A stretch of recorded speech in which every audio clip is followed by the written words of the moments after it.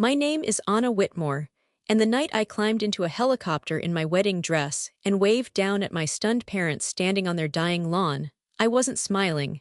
I was done. Done begging for love that came with conditions. My revenge? Refusing to look back.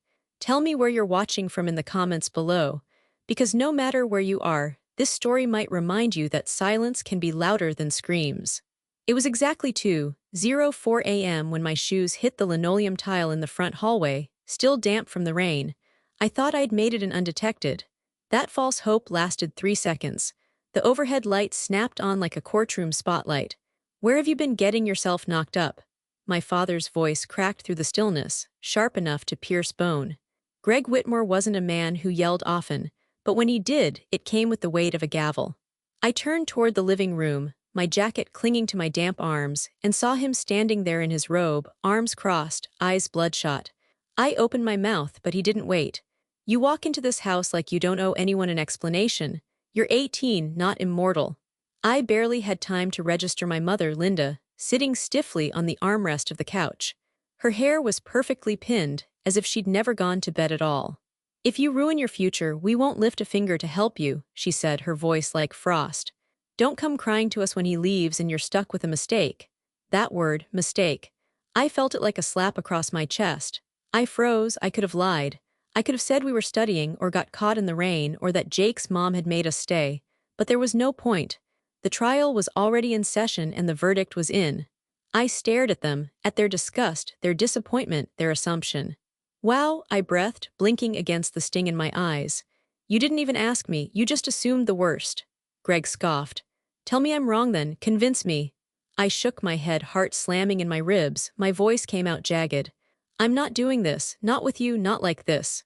You live under our roof, you'll speak with some respect," he barked, stepping forward.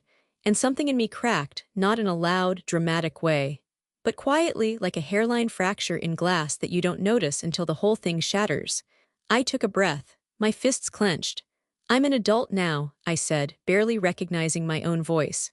"I'll figure it out on my own." A sharp silence fell over the room. My mother's lip curled in that way that always made me feel 10 years old and foolish. "Don't dramatize, Anna. You want adult consequences, you'll get them." But I was already turning away.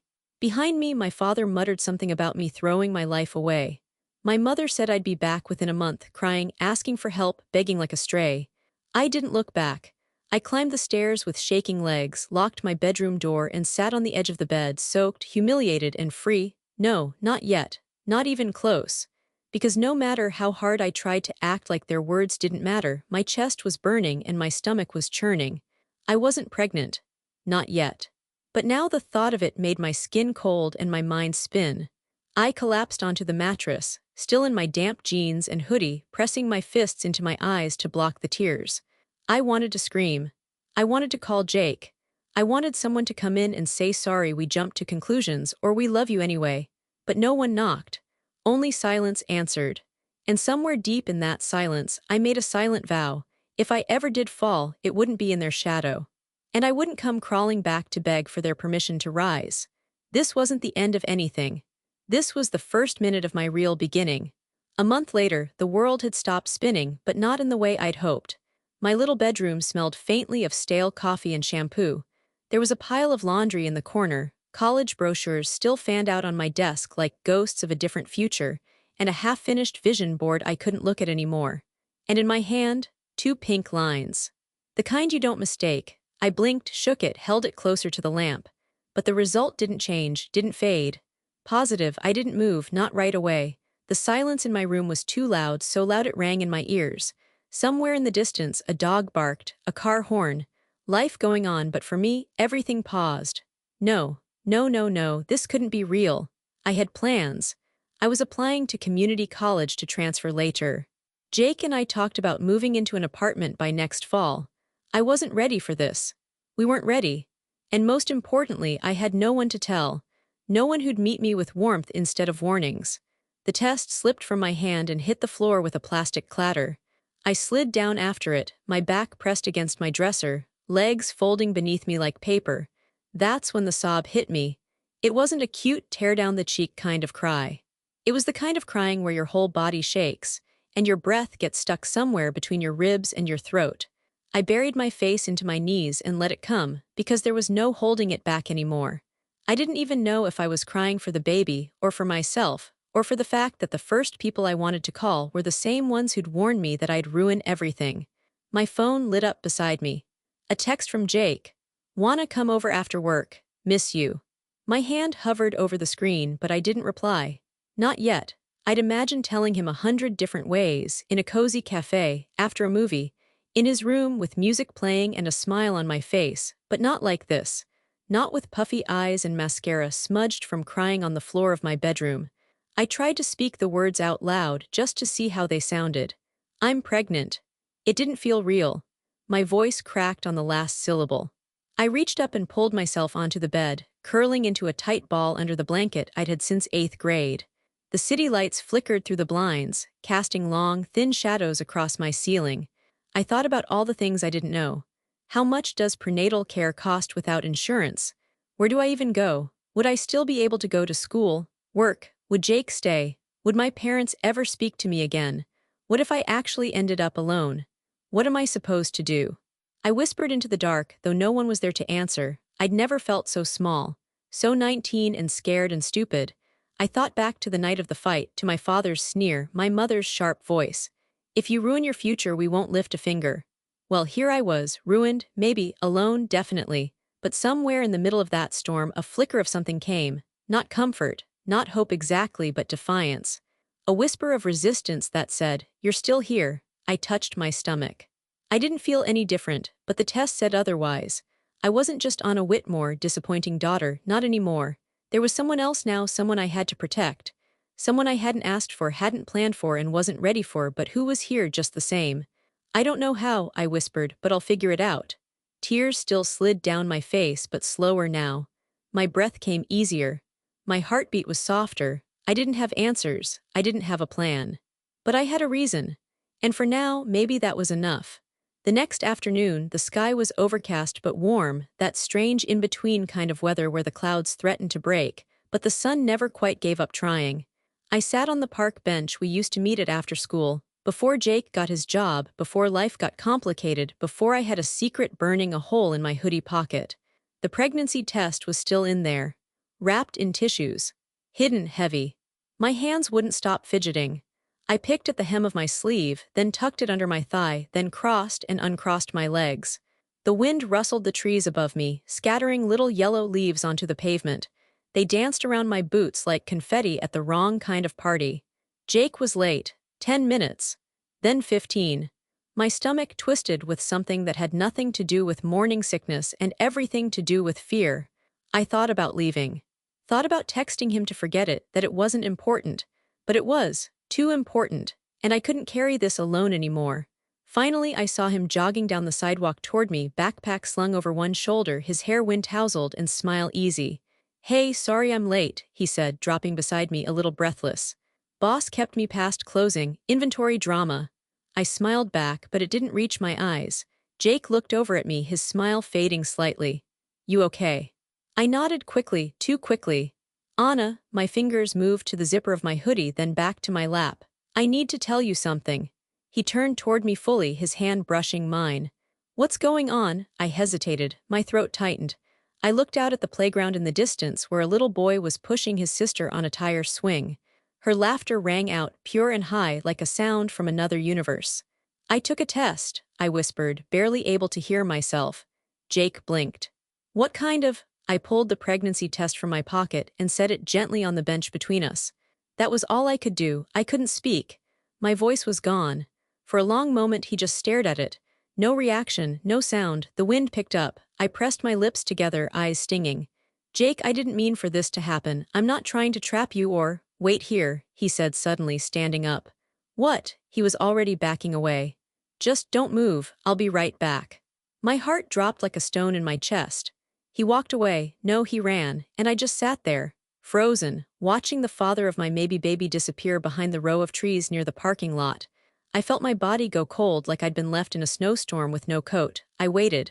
1 minute, then 3, then 5, 12 minutes passed. I stared at the empty space where he'd been. My thoughts spiraled in every direction. Maybe he was panicking. Maybe he was going to call someone. Maybe he needed air. Maybe he was never coming back. Of course he'd run. Everyone ran. Even the boy who once said he loved the way my nose crinkled when I read out loud. My legs started to shake. I thought about leaving. I thought about dropping the test into the nearest trash can and calling it a hallucination. But I didn't move. And then, just when I'd nearly given up, there he was. Jake came running down the path, breathless and flushed, holding something in his hand. He dropped to one knee in front of me, right there on the damp sidewalk, dirt smudging his jeans. "Anna Whitmore," he said, eyes locked onto mine. "If you're having my baby, then you're going to be my bride." I blinked. "What?" He held up a small, delicate ring. Simple, silver, the kind you could afford if you emptied your glove compartment and every tip jar you'd ever been handed. "I know it's fast," he said quickly. "And this isn't how I imagined doing this. Not with sweaty palms and no speech and a ring from a pawn shop. But if you're scared, I'm scared too. And if you're going to walk this road, then I'm walking it with you." I stared at him. "I'm not leaving," he added softer. "I'll work double shifts, I'll move mountains if I have to, just don't shut me out." The park faded. The wind stilled. All I could hear was his voice and the wild thump of my heart. Tears burned hot in my eyes. "I don't want to rescue," I whispered. "I'm not rescuing you," he said. "I'm showing up, there's a difference." My lips parted, but no sound came. He held up the ring, his hand slightly shaking. "Say yes, say maybe, say wait, just don't say I'm alone in this, because I'm not leaving, Anna, not now, not ever." The ring was too small. The setting was crooked. The moment was imperfect. But my answer wasn't. I nodded, tears slipping down my cheek. "Okay," I whispered. "We'll figure it out together." The kitchen lights hummed softly overhead, casting that same yellow glow I remembered from a month ago. The night they'd turned on me like I was a stranger who'd crashed through their front door, not their daughter. I hadn't stepped foot back in this room since then. But here I was, back in the den of judgment, with a folded paper towel in my sweaty hand and an invisible weight pressing on my chest. My heartbeat thumped in my ears. I stood by the island, trembling only slightly now.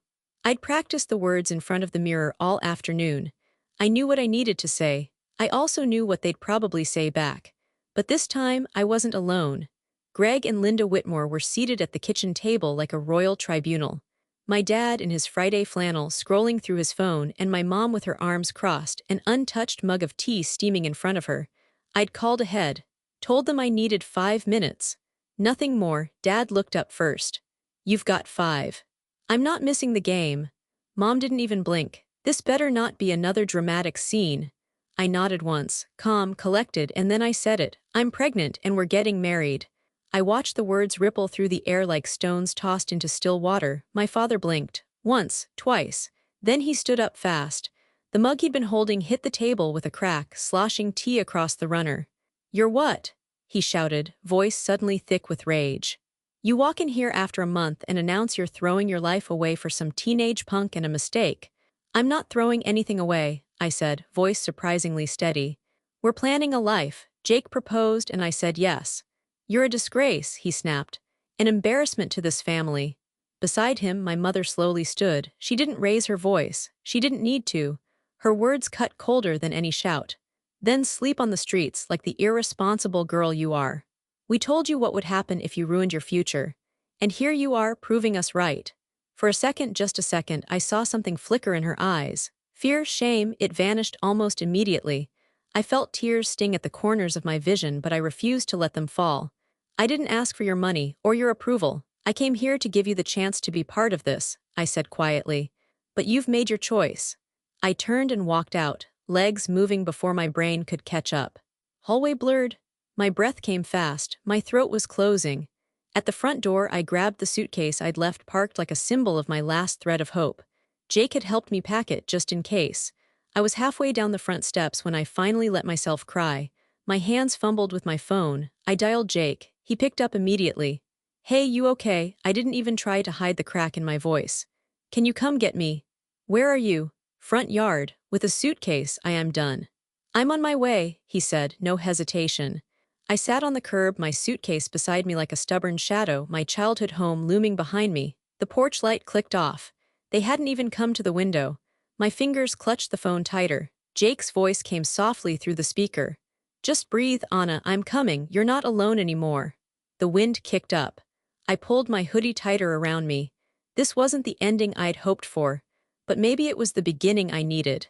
The leather seat was warm beneath me, a small mercy on a night when everything else felt so cold. Jake had pulled up the second I hung up, no waiting, no questions. Just headlights, open arms, and a passenger door that creaked like it had been waiting for me, too. I slid into the car and buckled in, the soft click of the seatbelt louder than anything either of us said for the first minute. He glanced over, eyes searching my face. "Are you okay?" The question made my throat tight. I looked down at my lap, where my fingers were twisted like twine, raw and red from holding back tears. "No," I said honestly, "but I'm here." Jake reached over and took my hand. His palm was warm, steady. We didn't speak as he pulled away from the curb, the tires crunching softly over the gravel. I kept my eyes fixed on the side mirror, watching the porch disappear behind us until it was swallowed by darkness. I didn't cry again. I couldn't. I was emptied out. Wrung dry. Jake didn't push. He drove. The city lights blurred past the windows, street lamps stretching like ribbons of pale gold against the black sky.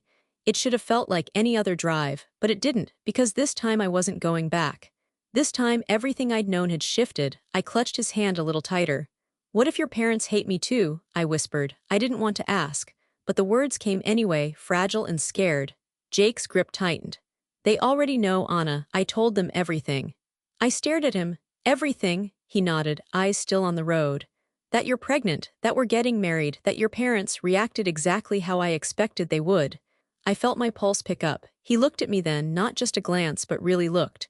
"And they still want to meet you tonight." I swallowed hard. "Tonight?" He smiled just a little. "Yeah, Mom said she's been waiting for a reason to set the nice plates out." I let out a shaky laugh. The first one in days. It wasn't much, but it loosened something in my chest. "What if they think I'm a mistake?" "They won't," he said without hesitation. "And even if they did, I don't. You're the best thing that's ever happened to me, Anna, and you're not a problem to fix. You're my future." The silence that followed wasn't uncomfortable. It was full of meaning. Full of air I could actually breathe. I looked out the window again, this time not at what I was leaving behind, but at where I was going. Jake kept his hand in mine the entire drive.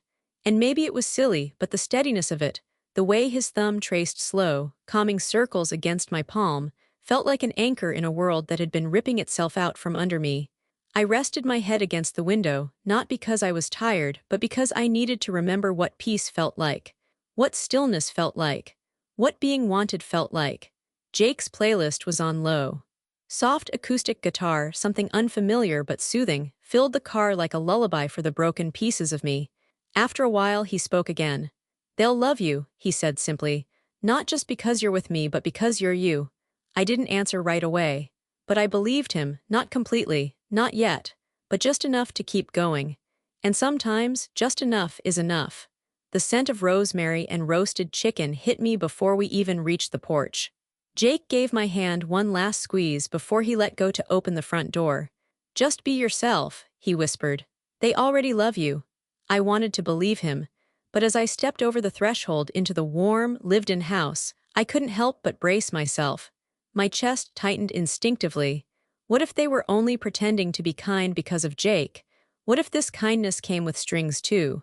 The hallway opened into a bright kitchen with checkered floors, a vase of sunflowers on the counter, and the soft hum of a radio playing an old Motown song. It smelled like butter and garlic and something faintly sweet. Homey. Familiar in a way that made my throat ache. Jake's mom looked up from the oven with a wide smile. "There she is," she said, wiping her hands on a floral apron and walking toward me with open arms. Before I could even register what was happening, she pulled me into a gentle, no-pressure hug, the kind you don't know you've been craving until it wraps around you. "I'm Ruth," she said as she stepped back, eyes kind, assessing me with none of the judgment I expected. "And I'm so glad you're here." "Hi," I managed. "Thank you for having me." "Sweetheart, you're family now," she said like it was the most obvious thing in the world. I blinked fast. From the next room, a tall man with graying hair appeared, wiping his hands on a napkin tucked into his belt. "Jake's dad." "You must be Anna," he said, walking over and extending a hand. His grip was firm but warm. "I'm Bill, and I've got to say any girl who makes my son look this proud to be a man is more than welcome here." Jake let out a sheepish chuckle and rubbed the back of his neck. "Dad," Bill clapped him on the shoulder. No use pretending we don't know. We do, and we're with you. Both of you. The lump that had taken up permanent residence in my throat since I left my parents' house grew heavier. I nodded, trying to smile, but something inside me was starting to quake. Come sit, Ruth said, motioning toward the dining table. It was set for 4, candles flickering in the center beside a steaming bowl of roasted vegetables and a pitcher of lemonade that looked freshly made. The plates didn't match, and one of the napkins had a little coffee stain on the corner, but it was perfect. It felt like something from a life I didn't know people actually lived. Jake pulled out a chair for me. When I sat, I kept my hands folded tightly in my lap to stop them from shaking. Conversation flowed easily, mostly between Jake and his parents. Light teasing, stories about when Jake was a kid and got his arm stuck in a fence because he thought he could fit through a 6-inch gap. I listened quietly, offering a few smiles and small comments, but mostly soaking in the warmth like a plant finally brought into sunlight. It wasn't until Ruth passed me a plate and said, "Eat, sweetheart. You've been through enough, let's focus on love now," that I felt the sting behind my eyes. She didn't ask for details. She didn't demand an apology. She didn't even ask if it was true, like I was some scandal that needed confirmation.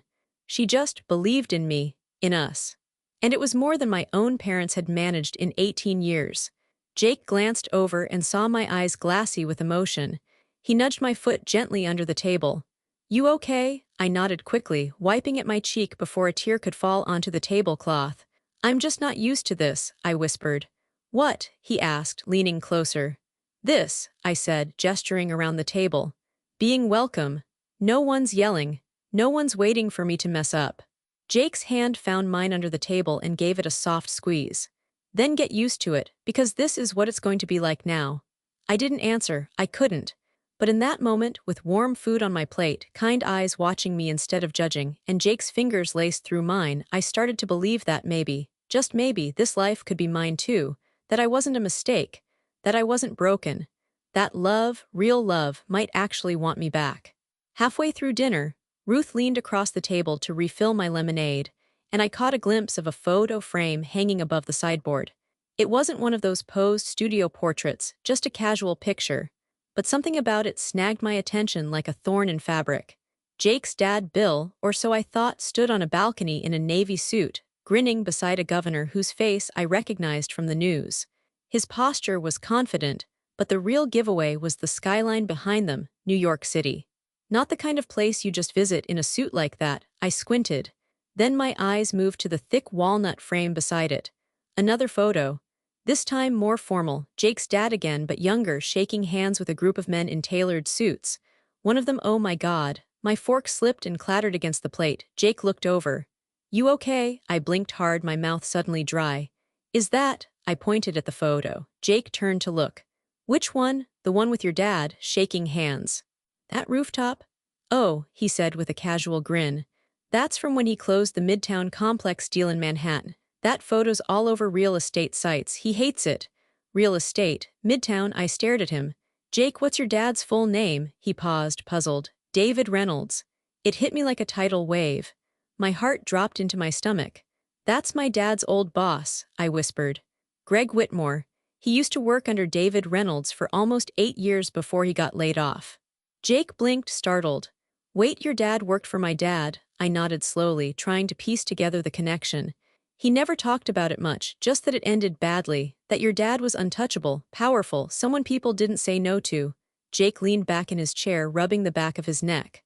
"Well," he said with a half-smile, "that's awkward." I gave him a wide-eyed look. "Do your parents know?" He shrugged. "Mom probably. She remembers every name she's ever heard. Dad, doubt it. He's met thousands of guys in suits, but if he knew you were Whitmore's daughter, him." I leaned forward, whispering, "Jake, that's why my parents hated you. They knew who your family was." Jake's eyes widened. "You think they knew before I did?" I nodded. "Your last name, they would have recognized it immediately. They probably thought I was trying to manipulate you, or get close to power. This changes everything." Jake chuckled under his breath, reaching for my hand beneath the table. "Honestly, kinda makes the wedding dress shopping more fun now." I laughed despite myself. It came out too loud, startling Ruth, who glanced over with a smile. "You two okay over there?" she asked. Jake grinned. "Just learning about small world surprises." David Reynolds, Jake's father, was a man my own parents used to speak about in whispers, someone who represented everything they wanted but could never touch. And now I was sitting at his dinner table, holding his son's hand, carrying his future grandchild. The irony didn't just sting, it gleamed. The next afternoon was colder than I expected. The sky had turned a dull gray, the kind that feels like it's watching you judging. I stood in front of my parents' house with a borrowed duffel bag slung over my shoulder and my jaw locked tight. I wasn't here to beg. I wasn't here to talk. I was here to get what was mine and leave. I hadn't told Jake I was coming. He would have insisted on coming with me, and I needed to do this part alone, for me. I took one breath before unlocking the front door with my old key.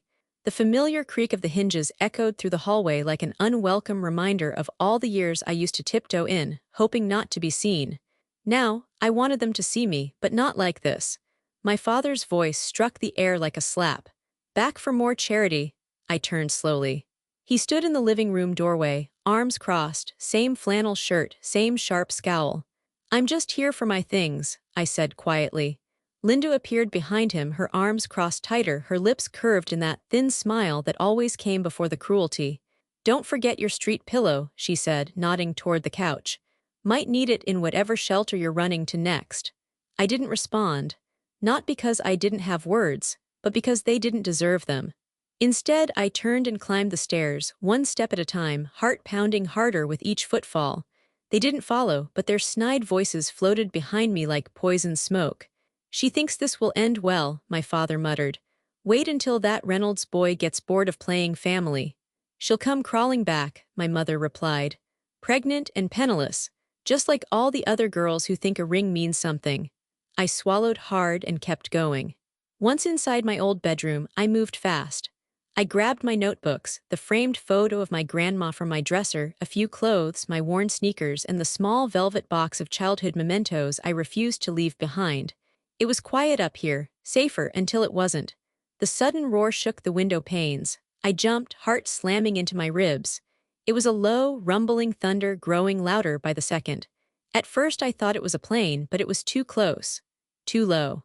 And then came the vibration. I ran to the window and pulled back the curtain. My mouth fell open.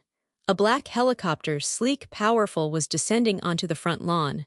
The wind from the blades sent leaves flying and rattled the porch furniture. My father burst through the front door, shielding his face from the gust, shouting something I couldn't hear. My mother appeared next to him, her expression frozen somewhere between fear and confusion. The helicopter touched down with military precision, just feet from the rose bushes she used to obsess over. And then the side door opened. Jake stepped out, but not in his usual hoodie and sneakers. He wore a tailored suit, hair swept back, confidence in every stride as he walked across the grass like he'd done this 100 times. Even from my bedroom window I could see the change. He wasn't the sweet boy from the corner booth anymore. He was David Reynolds' son. And he had come for me. I didn't wait. I grabbed my bag, zipped it shut, and bolted down the stairs. My parents were still frozen on the porch, eyes wide, mouths open. Jake didn't even look at them. He just extended his hand toward me. "Ready," he said, loud over the blades. I walked past my parents without a word, past their disbelief, their silence, their fading power. And I took Jake's hand. As he helped me into the chopper, I looked back once. Just once, and watched as the people who raised me were left in a swirl of wind and shame. I didn't smile. I didn't wave. I didn't have to. The look in their eyes said it all. They had underestimated me. And it was too late to take it back. The blades thundered above us, kicking up loose leaves and years of dust as Jake stepped out onto the lawn with calm, deliberate confidence. The sky behind him was fading into soft orange, casting long shadows over the porch where my parents stood frozen, like actors who had forgotten their lines. Jake didn't hesitate. He adjusted the cuffs of his suit jacket and walked straight toward them, his pace unhurried but direct, his shoes crunching against the gravel like punctuation, marks on a statement they hadn't realized was being made. My mother's face was blank, unreadable. My father squinted through the flying debris, a hand shielding his eyes, the wind pulling at the hem of his jacket. Neither of them moved. Jake stopped just a few feet in front of them and extended his hand with polite finality. "I'm Jake Reynolds," he said. "I believe you've underestimated your daughter." For a heartbeat there was nothing but the steady thrum of the helicopter behind him. Then my father's lips parted. "R. Reynolds, as in Reynolds Real Estate." Jake offered a slight, knowing smile. "That's right." My mother's hand twitched at her side. Her voice, when it finally returned, was brittle. "You're David Reynolds' son?" Jake tilted his head. "Proudly, and soon to be Anna's husband." My father paled. I watched it all from the edge of the grass, 1 foot already in the air, my bag slung over my shoulder. The last time I'd stood here, I had been shaking, desperate for even a shred of approval. But not now. Now I didn't need a single word from them. Jake didn't linger. He turned on his heel and walked back toward me, the sun catching the side of his face, casting him in the kind of light that made everything feel a little more cinematic than real life. He reached for my hand. I didn't look at my parents. I didn't have to. I could feel their silence, feel the sudden shift, the crack in the structure they'd built around themselves for so long. Jake helped me step up into the chopper, my bag tucked between us as the door closed behind us with a final click. Inside, it was quieter than I expected, like the world had suddenly muted. He leaned toward me as the blades roared louder. "They had no idea," he said, almost grinning. "Your dad's face." "I saw it," I replied, unable to stop the smile tugging at my lips. But underneath that smile was something else. Not satisfaction. Not revenge. Relief. The girl who had once stood trembling in that living room, accused of ruining her future, was now flying away from everything that tried to break her. We lifted off. The house shrank beneath us, the yard a blur of autumn colors, the porch now just another roofline in a row of empty goodbyes. And as I looked down one last time, I realized something simple but powerful. They weren't rejecting me. They were losing me. And that was their choice. Jake reached for my hand again, holding it tight as the helicopter sliced through the air and carried us forward toward something new. Something mine. The knock wasn't just loud, it was furious. I jolted awake, heart hammering. My phone buzzed on the nightstand like it was shaking with rage of its own. 13 missed calls. 7 from my mother, 6 from my father. One angry voicemail already transcribed on the lock screen. "You think this is over, after what you pulled yesterday? Open the door, Anna, now." Jake was still asleep, his arms slung protectively around my waist, his chest rising and falling in the slow rhythm of deep sleep. He didn't hear it at first. But when the knock came again, harder this time, sharper, he stirred. I slipped out of bed quietly, grabbing one of his sweatshirts and stepping barefoot onto the cool wood floor. My stomach twisted as I walked toward the front door. I didn't need to guess who it was. Another knock, then a voice. "Anna, open this door right now," my mother, cold, clipped. She hadn't bothered to mask the venom. I cracked the door, chain still on. There they stood, Greg and Linda Whitmore, in full battle stance. My father's jaw clenched so tight I could hear it grind. My mother's lipstick was smudged at the corner, a sign she'd applied it hastily. Neither looked like they'd slept. "You humiliated us," my father hissed. "Landing a helicopter in front of our house like it was some circus stunt," my mother added. "Do you have any idea what you've done?" I didn't open the door further. "I came to get my things. You mocked me again. I didn't plan the helicopter, Jake did." "Oh, so now he's making decisions for you," she sneered. "You're just some little pawn in the Reynolds game now, is that it?" My stomach flipped, but I stood still. "I'm not a pawn," I said quietly. "I'm just done being your punching bag." That's when Jake appeared behind me, still shirtless, his hair a little messy. He didn't say a word, just stood behind me like a silent wall of calm. My father's eyes narrowed. "You think this is going to last? He'll drop you the second he's bored." I didn't flinch. But then a deeper voice came from down the hallway. "If another word leaves your mouth, I suggest you make it a legal one." All 3 of us turned. Jake's father, David Reynolds, stood at the end of the hall in a dark tailored suit, as if he'd been preparing for this confrontation since dawn. His expression was calm, but beneath it was steel. "Greg Whitmore," he said, voice clipped. "And Linda, I remember you." My parents both stiffened. Like soldiers caught trespassing on a general's estate. "You came to my office once," David continued, walking slowly toward us. "Begging for a promotion after your 5th mistake cost us $2 million in a deal." My father's face drained of color. "I let you go with severance and dignity. And this," David gestured between them and me, "is how you've thanked your daughter for surviving your household." My mother tried to recover. "Mr. Reynolds, this is a private family." "No," he cut her off, voice now icy. "This is a harassment issue. And if you ever come to my son's residence again or contact Anna without her permission, You'll be hearing from my legal team. We have zero tolerance for emotional intimidation." The air went still. My parents didn't speak. For the first time in my life, they were silent, not because I'd begged them to listen, but because someone more powerful than their cruelty had spoken instead. David looked at me, giving the briefest nod, like an unspoken confirmation that I didn't have to fight them alone anymore. I took a slow breath, and then closed the door in my parents' stunned faces. The sound of it latching shut felt like a full exhale after years of holding my breath. Jake wrapped his arms around me from behind, resting his chin on my shoulder. "You okay?" I nodded.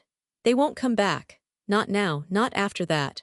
And even if they did, I wouldn't be afraid. Not anymore." The chapel stood in the middle of a blooming vineyard. Soft hills rolled like waves beyond the rows of chairs, and golden hour painted the sky in the most delicate shades of rose and fire. If someone had shown me this moment 6 months ago, I would have laughed, or cried, or both.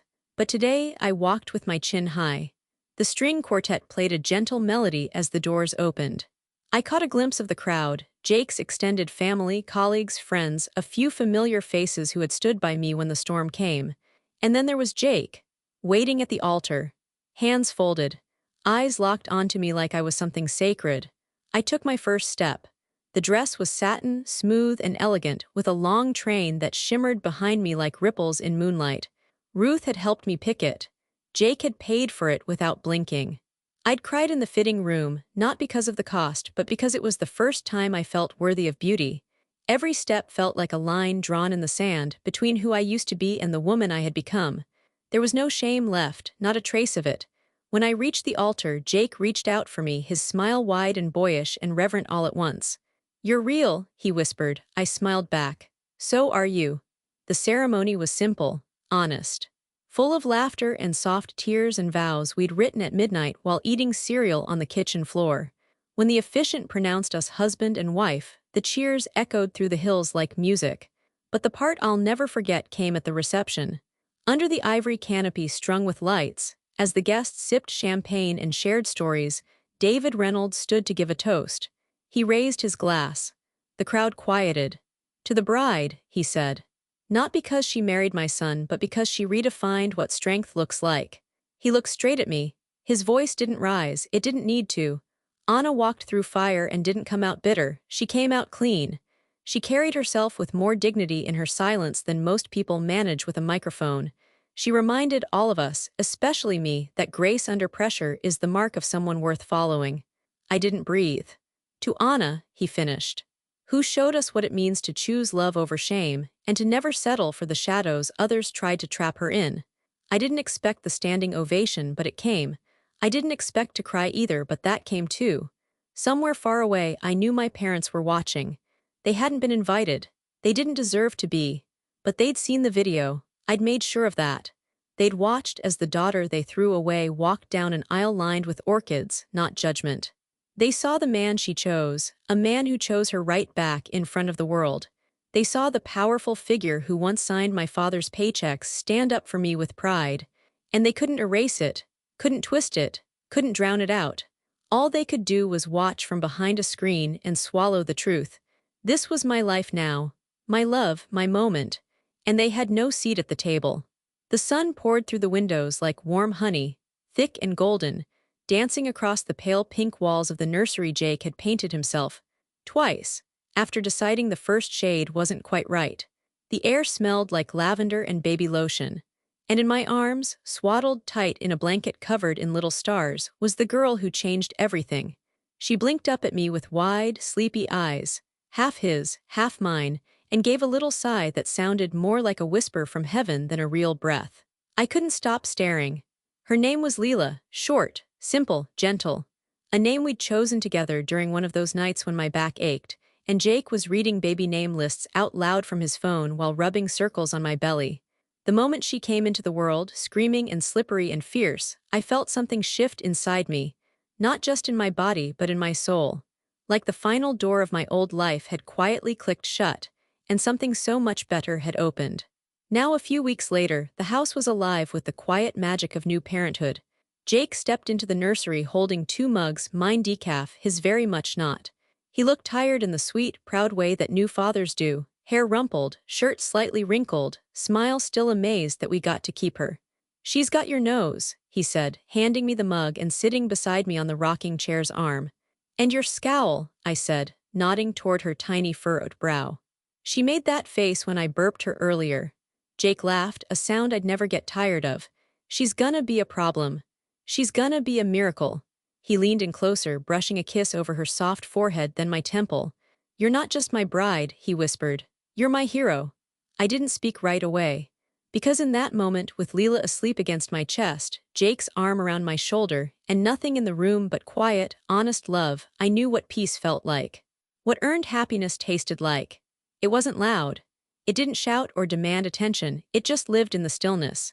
In the way Jake looked at me like I'd saved him when really he'd saved me too. There were no missed calls, no cruel words, no cold glares or heavy silences, just warmth, just us. The kind of life I once thought wasn't meant for girls like me. Jake reached into the crib beside us and pulled out a folded envelope, something Ruth had left earlier when she visited. Inside was a handwritten note. "To our granddaughter, who will never have to wonder if she was wanted. Love always, Grandma and Grandpa Reynolds." I pressed the note against my chest, unable to speak. Jake rubbed my arm gently. "You okay?" My voice cracked. "I didn't know love like this was real." He kissed the corner of my mouth. "It's real, and it's yours." I looked down at Leela again, her tiny fingers curling instinctively around my pinky. And suddenly, all the years of shame, rejection, and silence melted into something else. Perspective, because I hadn't just survived, I had created something beautiful. My arms were full, and my heart whole. It was a soft April morning, the kind that makes the whole world feel freshly washed. The air smelled like cut grass and sunshine, and the breeze lifted the ends of Leela's ponytail as she skipped ahead of me toward the school gate. She was 7 now, confident, bright. Her backpack bounced with every step, covered in glittery pins and crooked smiley face drawings. She turned to wave one more time before disappearing into the building, her little voice calling, "Bye, Mama, love you." "Love you more," I called back, cupping my hands around my mouth. The gate shut behind her. I stood there for a moment, just breathing it in. The freedom of the morning, the lightness of having nothing to prove. That's when I saw her, sitting on the bench across the street. Back straight, hands folded in her lap, eyes fixed on the school doors. My mother, older now, thinner, her once perfectly lacquered hair duller, softer. A scarf tied under her chin in a way that made her look smaller than I remembered, but I would have known her anywhere. She didn't make a move toward me, didn't stand, didn't call my name. She just watched, and I watched her. For a few seconds, the wind carried silence between us. Not tension, just the kind of silence that grows between people who chose different truths and never circled back to the same place. She was the woman who had once told me I was on my own, and I was the woman who proved I never needed her to be right. I didn't wave. I didn't flinch. I simply turned and kept walking, the sidewalk warm beneath my feet, my heartbeat steady and calm. Because I remembered what I'd said at 18, my voice cracking in a kitchen that no longer felt like home. "I'll figure it out on my own." And I did. No dramatic ending, no tearful reunion, no apologies whispered into coffee cups after years gone by, just quiet power, just a full life, just me moving forward as I always had.